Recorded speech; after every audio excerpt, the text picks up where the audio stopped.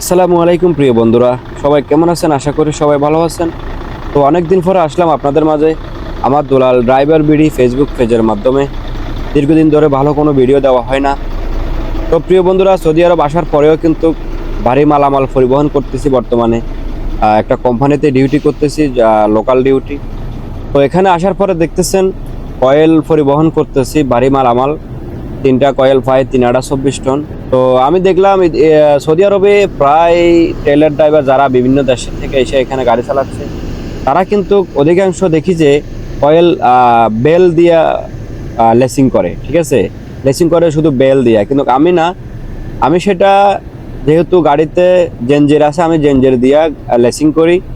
কারণ জেনজের দিয়া লেসিং করলে গাড়ির যে পরিবহন করবেন যে ভারী মালামাল, কোনো দুর্ঘটনার কবলে পড়লেও সেটা অন্তত 70% সুরক্ষা দেওয়ার সম্ভাবনা বেশি। সেজন্য আমি জেনজের ব্যবহার করি।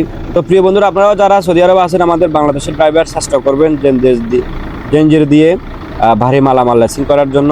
ভিডিওটা কেমন হয়েছে আশা করি কমেন্টে সবাই জানাবেন। ভালো লাগলে আমার আইডিতে ফলো দিয়ে যাবেন, আমার পেজের সাথে থাকবেন। আসসালামু আলাইকুম।